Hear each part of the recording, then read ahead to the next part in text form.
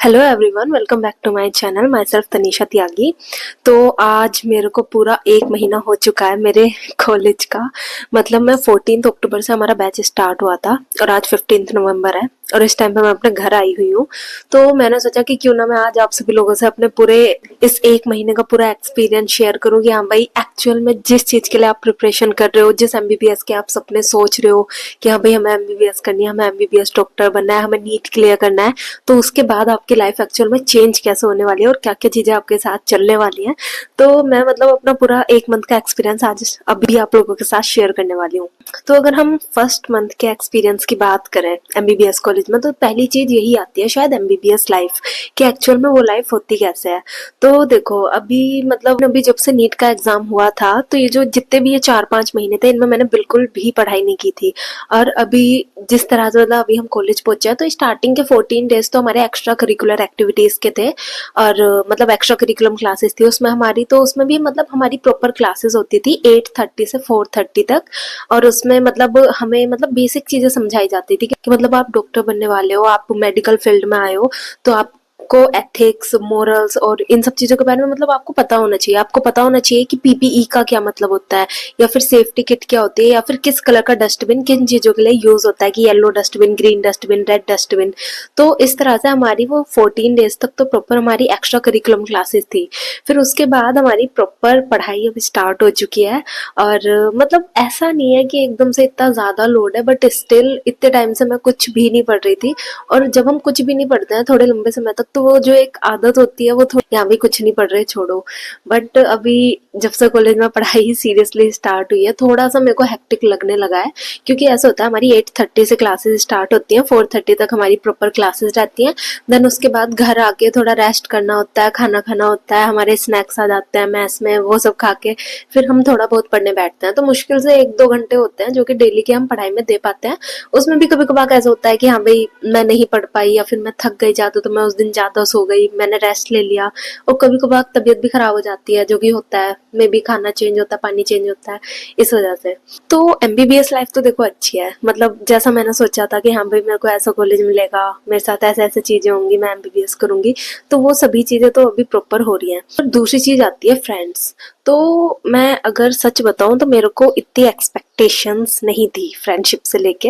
क्योंकि मेरा थोड़ा ऐसा रहता था कि जैसे अभी मैं ये जो मेरा 1.5 ईयर या फिर ये जो 2 साल थे, इनमें मैंने किसी से भी ऐसे मतलब ऐसे फ्रेंड्स वगैरह मेरी बनी नहीं थी। तो मेरी जो वो जो आदत थी ना, मतलब ऐसे फ्रेंड्स बनाने की या फिर किसी से बातें शेयर करने की, वो सभी आदतें मेरी बिल्कुल खत्म हो चुकी थी। बट अभी जब मैं कॉलेज गई, तो मुझे मतलब जो मेरी एक्चुअल पर्सनैलिटी है, यानी कि मैं हमेशा हंसी मजाक करती हूँ, मैं हमेशा बहुत ज्यादा बोलती हूँ, मैं काफी ज्यादा बातें करती हूँ, तो ये मेरा एक्चुअल नेचर है। तो जब मैं कॉलेज पहुंची, तो मेरी जो रूममेट थी वो मेरे को सेम नेचर की मिली, और ये शायद मेरे लिए एक पॉजिटिव पॉइंट है। बस नजर ना लगे इस चीज को किसी की। तो ये थोड़ा एक पॉजिटिव पॉइंट मुझे लगता है। मतलब मैं काफी ऐसे रहती थी कि पता नहीं कैसी रूममेट मिलेगी, क्या होगा क्या नहीं होगा। तो मेरी रूममेट मतलब मुझे मेरे जैसे नेचर की लगती है, मतलब जिस तरह से मेरे को जो चीजें पसंद है उसे भी सेम ही तरह से पसंद आती है। तो इस तरह से मतलब मेरी रूममेट ही फिलहाल मेरी फ्रेंड है, और साथ में मतलब एक और फ्रेंड है। तो मतलब फ्रेंड्स तो मेरे को यहाँ पे अच्छे मिले हैं अभी तक। अभी नहीं पता आगे चल के कैसे चलती हैं ये चीजें, बट अभी तक मेरे को अच्छे फ्रेंड्स यहाँ पे मिले हैं। नेक्स्ट चीज जो आती है वो आती है टॉक्सिसिटी। टॉक्सिसिटी की बात अगर हम मेडिकल फील्ड में नहीं करते हैं तो वो टॉपिक शायद पूरा नहीं होता है, ऐसा मैंने हमेशा सबसे सुना था। मतलब सभी सीनियर्स से जिन्होंने भी कभी गाइड करा, मैंने सबसे सुना है कि हमें मेडिकल फील्ड यानी कि टॉक्सिसिटी से रिलेटेड कुछ होने वाला है। बट अभी तक मेरे साथ कुछ यहाँ पे ऐसा हुआ नहीं है कि मैं इस फील्ड को या फिर इस कॉलेज को ऐसा टॉक्सिसिटी से रिलेट करूँ। तो टॉक्सिसिटी तो वहाँ पे नहीं है, बट हाँ ऐसा होता है कि कुछ लोग होते हैं जो कि आपसे जेलस होते हैं।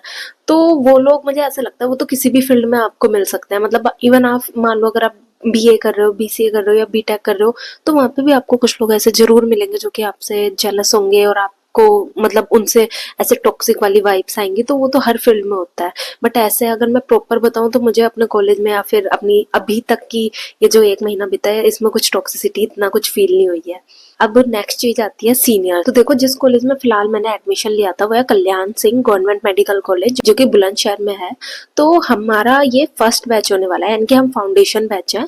तो हमारे सीनियर्स अभी वहाँ पे नहीं है। नेक्स्ट चीज आती है रैगिंग की। तो ये तो सिंपल सी बात है, अब भाई सीनियर्स नहीं है तो हमारी रैगिंग भी यहाँ पे नहीं हो रही है। और इनकेस अगर हमें गाइडेंस चाहिए होती है तो गाइडेंस के लिए हमेशा हमारे प्रोफेसर्स और हमारे जितने भी JR और SR हैं वो सभी हमें प्रॉपर्ली गाइड भी करते हैं और खुद हमें बताते भी हैं कि अगर आपको कुछ पूछना भी हो तो आप लोग हमसे पूछ सकते हैं और हम आपको प्रॉपर्ली ऐसा मतलब गाइड भी करेंगे अच्छे से। तो सीनियर्स नहीं है तो रैगिंग तो हमारी नहीं हो रही है। नेक्स्ट चीज आती है मैथ्स के बारे में। काफी लोगों से सुना होगा यार मैथ्स का खाना अच्छा नहीं होता, यार MBBS के मैथ्स का खाना तो बिल्कुल अच्छा नहीं होता, हॉस्टल का खाना तो बिल्कुल अच्छा नहीं होता। बट अभी तक हमारे साथ थोड़ा सा ये भी एक पॉजिटिव पॉइंट रहा है कि हमारा जो मैथ्स है मतलब हॉस्टल का मैथ्स वो मतलब कंपैरिजन में यार ठीक है। ऐसा नहीं है कि हम बुरा खाना बताएं, मतलब कभी कभार तो बहुत ज्यादा टेस्टी अच्छा खाना बना देते हैं वो लोग, बहुत ही अच्छा। जैसे कि आज जब मैं मॉर्निंग में अपने घर आने वाली थी तो आने से पहले मैंने वहाँ ब्रेकफास्ट किया था, तो हमारे लिए सांभर और उत्तपम और कॉफी बनी थी जो कि बहुत टेस्टी था, मतलब बहुत टेस्टी खाना था। और कभी कभार थोड़ा थोड़ा वो हो ही जाता है। तो मेरे को तो ओवरऑल मैथ्स का खाना अपने हॉस्टल का अच्छा लगता है। नेक्स्ट चीज आती है टीचर्स। देखो तो हमारे जो कॉलेज के प्रोफेसर्स हैं वो बहुत सपोर्टिव हैं, बहुत अच्छा पढ़ाते हैं। मतलब वो कभी भी हमें ऐसे नहीं करते कि हाँ भाई ये टॉपिक है तो जल्दी से ऐसा करा देते हैं, नहीं। प्रोफेसर्स जो होते हैं मतलब वो एक टॉपिक को पूरा जितना हमारी बुक्स में गिवन है वो उस टॉपिक को उतना अच्छे से पढ़ाते हैं और साथ ही साथ कभी कभार डांट भी देते हैं उस चीज का मैं तुम्हें रीजन बताती हूँ। देखो ये जो एक मेडिकल फील्ड है ना, मतलब हम डॉक्टर बनने वाले हैं, उसमें पता है पढ़ाई से ज्यादा प्रायोरिटी किसको दी जाती है? आप लोग सोचो, मैं आपको 2-3 सेकंड देती हूँ कि मतलब ऐसी क्या चीज है जिसको पढ़ाई से ज्यादा प्रायोरिटी दे रहे हैं हम मेडिकल फील्ड में? वो है डिसिप्लिन। अगर मेडिकल फील्ड में, अगर मेडिकल कॉलेज में अगर आप डिसिप्लिन नहीं रखते हो तो फिर आपकी कोई वैल्यू नहीं करेगा। ये चीज रियलिटी है, इस चीज को आपको एक्सेप्ट करना पड़ेगा। अभी तो आप नीट की प्रिपरेशन कर रहे हो, अपनी प्रिपरेशन अच्छे से करो, अपना एग्जाम क्लियर करो, फिर जब आप मेडिकल कॉलेज में आओगे तो ये चीज आपको पता चलेगी। डिसिप्लिन उसमें सबसे ज्यादा प्रायोरिटी होती है। तो मतलब अगर कभी हमें अपने प्रोफेसर से डांट भी पड़ती है तो वो हमेशा डिसिप्लिन से रिलेटेड होती है, क्योंकि कहीं ना कहीं जो मेडिकल प्रोफेशन है उसमें डिसिप्लिन को मतलब सबसे ऊपर रखा जाता है। कि मतलब एक बार को तुम पढ़ाई थोड़ी कम करो बट तुम्हारा डिसिप्लिन हमेशा प्रॉपर होना चाहिए। तुम्हें पता होना चाहिए कि तुम्हें प्रोफेसर से किस तरह से बात करनी है, तुम्हें किस तरह से किसी इंसान से इंटरेक्ट करना है, तुम्हें किस तरह से अपने पेशेंट्स से बात करनी है, या फिर तुम्हें कुछ भी करना है। तुम डॉक्टर बनने वाले हो, तुम एक मेडिकल प्रोफेशन में हो, तो तुम पे डिसिप्लिन आना चाहिए। Discipline is must.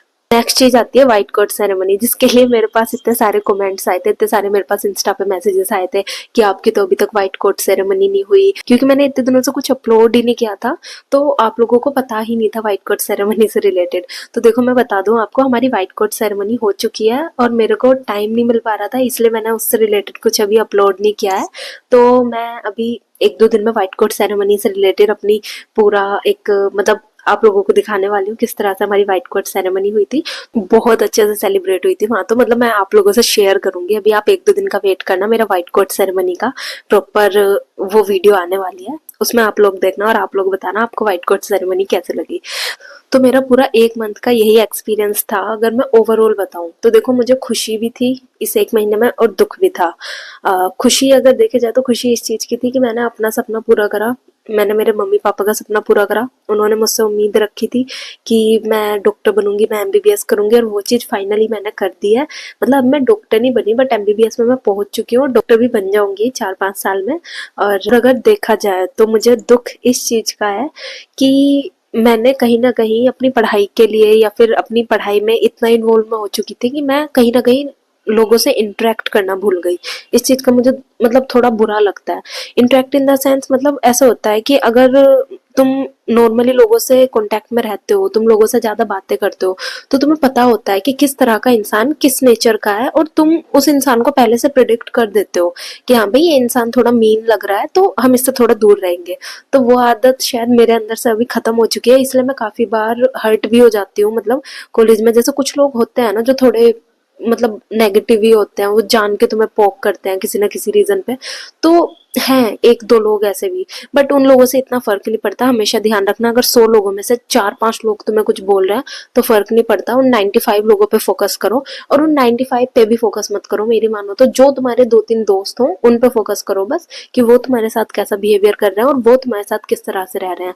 तो मैं भी अब इस हैबिट को अपने अंदर ऐसे डेवलप कर रही हूँ कि मैं भी लोगों को समझूं कि किसने किस तरह से क्या बात बोली थी, मैं भी थोड़ा फोकस रखूं मतलब आसपास के लोगों पे, क्योंकि मैं हमेशा एक लिमिटेड रेंज रेंज में रह जाती हूँ। मतलब मैं इंटरेक्ट ही नहीं करती लोगों से, पता नहीं मैं ऐसी क्यों हूँ, बट स्टिल मैं अभी कोशिश करती हूँ। मैं खुद से सामने जाके भी बात करती हूँ कि मतलब जैसे मैं इंटरेक्ट करना सीखूँ, अच्छे से बात करना सीखूँ। तो यही थी मेरी पूरी एमबीबीएस के फर्स्ट मंथ की जो भी मेरा एक्सपीरियंस था। अच्छा भी था, थोड़ा बहुत बुरा भी था, बट स्टिल ओवरऑल बहुत अच्छा था।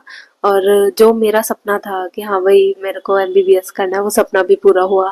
व्हाइट कोट सेरेमनी मेरी हो चुकी है, अब पढ़ाई भी स्टार्ट हो चुकी है। देख रहे हो, मैं जो खुशी थी वो थोड़ी सी कम हो गई। देखो भाई, पढ़ाई तो करनी पड़ेगी अगर एमबीबीएस करना है तो आज की वीडियो मेरी यहीं खत्म होती है। तो थैंक यू एवरीवन, आपने इस वीडियो को पूरा देखा। और हम मिलते हैं अपनी नेक्स्ट वीडियो में, जो कि व्हाइट कोट सेरेमनी से रिलेटेड होने वाली है। और अब से मैं थोड़ा रेगुलर टाइम इंटरवल में अपनी वीडियो अपलोड किया करूंगी। अभी मेरा थोड़ा ज्यादा गैप हो गया था क्योंकि मेरे को हेल्थ इश्यूज थे कुछ, तो उसकी वजह से मुझे लगा कि शायद मुझे अभी खुद पे ध्यान देना चाहिए। बट अभी वो सभी चीजें नॉर्मल हो चुकी हैं, तो मैं फिर से अपने यूट्यूब पे, इंस्टा पे और टेलीग्राम पे फिर से कंटिन्यू होने वाली हूँ। तो आप लोग मुझसे जुड़े रहना। Bye bye.